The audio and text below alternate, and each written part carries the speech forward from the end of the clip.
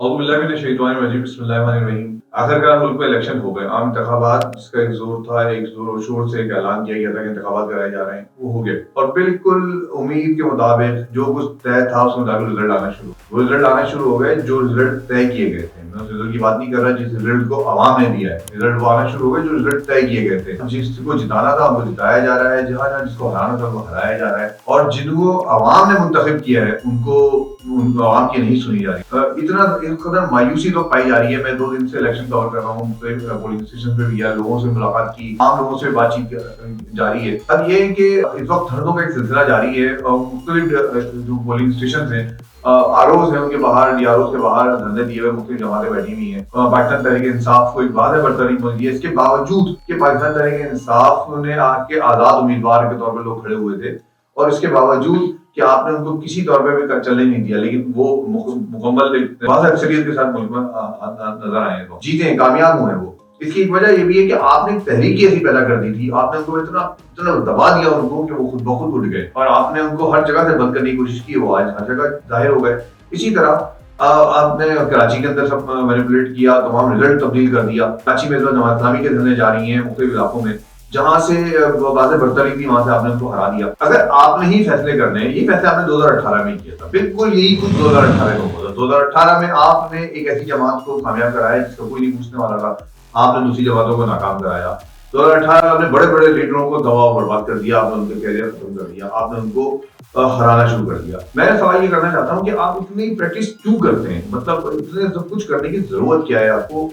कई अरब रुपए आपने खर्च कर दिए, लोगों का दिन जाया हो गया, एक इश्तिहारी मुहिम शुरू हो गई, लोग धरने दे रहे हैं, लोग जख्मी हो रहे हैं, लोग इंतकाल तक कर गए, वाकयात में लोगों की हलाकतें हो गई। इतना कुछ करने की जरूरत क्या है? सीधे सीधे एक तरफ से एक ऐलान होना चाहिए कि ऐलान है, जिस तरह एक चांद का ऐलान होता है ना, जब ईद का चांद होता है तो जो रोहित लाल कमेटी के चेयरमैन होते हैं वो आते हैं, वो एक ऐलान कर देते हैं कि आज ईद का चांद निकल आया है और कल सुबह ईद है। तो आप भी ऐसी रोहित लाल कमेटी के चेयरमैन के तौर पर आए और बैठिए और ऐलान कर दीजिए कि आज ये ऐलान किया जाता है कि फला साहब हैं वो आपके सदर होंगे, फला साहब आपके वज़ीर आज़म होंगे, फला आपके वज़ीर आला होंगे, और जो हमारी आवाम है वो कह रहा हमारा सदर फला। बिल्कुल भाई, बहुत शुक्रिया आपका, अस्सलाम वालेकुम, हम मौजूद है आपके पास आके, आपने जो कहा हमने माना, हमने तस्लीम किया।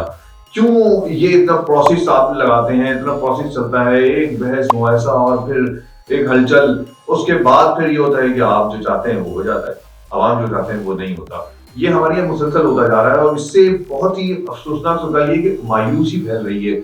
ये वो दौर नहीं है, ये दौर 1970s का नहीं है, ये 80s और 90s का दौर नहीं है, ये सोशल मीडिया का दौर है, ये दौर इलेक्ट्रॉनिक मीडिया का दौर है, ये दौर फैलने का दौर है। इस वक्त एक सेकंड में बात इधर से उधर फैल जाती है। हमारा नौजवान जो है वो बहुत मायूस हो रहा है। मैं अभी कल से लेकर आज तक कई लोगों से बातचीत की है मैंने, वो बहुत परेशान है। वो इस बात से इसका इजहार कर रहे हैं कि हमें क्या जरूरत है वोट डालने की, हमें क्या जरूरत है सब कुछ करने की, जतन करने की। जब फैसले कहीं और हो रहे होते तो उनको कर लेना चाहिए फैसला। ये मायूसी की इंतहा है, और ये मायूसी अच्छी बात अच्छी नहीं है इस मुल्क के लिए, मायूसी कतई अच्छी नहीं है।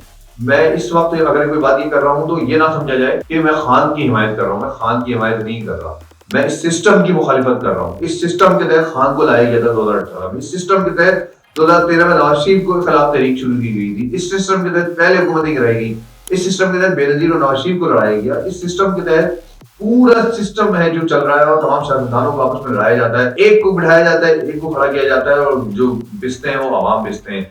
किसी सियासी रहनुमा को कुछ नहीं होता, वो अपनी जगह पे मौजूद रहता है। हमारी ये जोड़ तोड़ है, इधर से लाओ उधर बिठा दो, उधर से लाओ इधर बिठा दो, करते कराने कोई और लोग हैं। बिला वजह आवाम को इतना मुश्किल में डाला हुआ होता है। वो कहाँ से, मतलब मैं फुटेज देख रहा था, कोई व्हील चेयर पे अपनी माँ को, वालदा को लेकर या अपनी बाप को लेकर आ रहा है, वो बड़े बेचारे लाठियां टेके हुए लोग आ रहे हैं और वोट डालने जा रहे हैं। वो इतनी बेचारे अपने दिलों में इतनी उमंगें लेकर आते हैं, इतना यकीन लेकर आते हैं कि मैं जिसको वोट देने जा रहा हूँ वही कामयाब होगा, लेकिन उनको क्या पता है कि रातों रात सब कुछ तब्दील हो जाता है, क्योंकि फैसला कहीं और हो रहा होता है। ये फैसले की कुव्वत जब तक आवाम के पास नहीं आएगी, ये फैसले जब तक आवाम नहीं करेंगे, इस मुल्क की तब्दीली नहीं बदलेगी।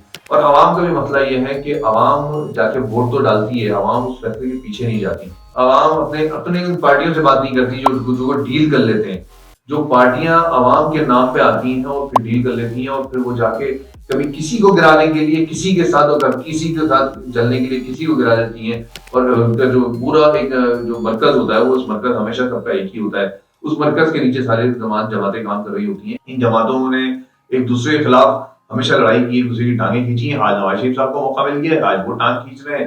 اس کے باوجود کہ عوام کی رائے کچھ اور ہے، ان کو کامیاب کرایا جا رہا ہے. کراچی کے اندر آپ دیکھ لیں، کراچی کے اندر عوام کی رائے کچھ اور ہے، اور جماعت اسلامی کو مختلف جگہوں سے جیتی ہوئی سیٹیں ہیں، ہرا دی گئی ہیں، اور ایم کیو ایم کو جتایا گیا ہے. اسی طرح آپ پاکستان تحریک انصاف کی جو آزاد امیدوار کھڑے ہوئے تھے کراچی میں، بہت واضح برتری سے بعض جگہوں پہ جیتے ہیں وہ لوگ، لیکن ان کو شکست دی جا رہی ہے، ریزلٹ ہے وہ روکے جا رہے ہیں. تو یہ عوام کی رائے کو کچلنے کی کوشش کی جا رہی ہے، مسلسل عوام کی رائے کچلی جا رہی ہے. پاکستان کے اندر یہ ایک بہت مایوسی کا کیفیت ہے. اور آپ دیکھیں کہ اس کی کیفیت کی انتہا یہ ہے کہ ضلع خوشاب سے ایک جو ریٹرننگ آفیسر ہے انہوں نے استعفیٰ دے دیا ہے، اور انہوں نے اشعار بھی کچھ لکھے ہیں اس میں استعفیٰ میں، بہت پورے اس میں اظہار ہے اشعار میں کہ وہ استعفیٰ دے کے جا رہے ہیں. اور انہوں نے کہا کہ میں نے اپنے 35 سالہ کیریئر میں یا اتنی مایوسی نہیں دیکھی جو اب دیکھی ہے میں نے. تو یہ سوچنے سمجھنے کی ضرورت ہے. یہ پاکستان اب اس بات کا متحمل نہیں ہو سکتا کہ پاکستان میں اتنی مایوسی پھیلا دیں آپ کہ لوگوں کا اعتماد ہی ختم ہو جائے. الیکشن پروسیس بیکار ہو گیا ہے بالکل، کسی کو یقین ہی نہیں ہے. مطلب الیکشن سے پہلے ہی لوگوں کو پتا تھا کہ رزلٹ کیا ہونے جا رہا ہے، الیکشن سے پہلے لوگوں کو پتا تھا کہ ہماری بات نہیں مانی جائے گی. آج ابھی میں باہر سے آیا ہوں، کچھ نوجوانوں سے ملاقات کی، ان سے بات چیت کی میں نے. ان کا کہنا یہ ہے کہ یار ہم نے بہت بڑی غلطی کی، ہم نے اپنا پیٹرول جلایا، ہم نے سب کچھ کیا، جا کے ووٹ ڈالنے گئے، ہمیں جانا ہی نہیں چاہیے تھا، ہم آئندہ ووٹ ڈالنے نہیں جائیں گے. یہ بہت گندی کیفیت ہے، بہت ہی مایوس کن حالت ہے. ایک نوجوان اگر یہ بات سوچ لے کہ میں آئندہ ووٹ ڈالنے نہیں جاؤں گا کیونکہ میرے ووٹ کی کوئی قدر و قیمت ہی نہیں ہے، کوئی سنتا ہی نہیں ہے میری، تو میں ووٹ ڈالنے کیوں جاؤں. یہ آپ کو سوچنا پڑے گا، آپ کے کرتا دھرتاؤں کو سننا پڑے گا.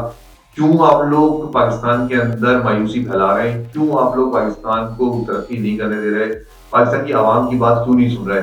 چاروں طرف سے ایک ہی بات ہے کہ پاکستان میں دھاندلی ہوئی ہے، چاروں طرف سے ایک ہی بات ہے. اور یہ آج سے نہیں، یہ پہلے بھی ہمیشہ سے ہوتا ہے.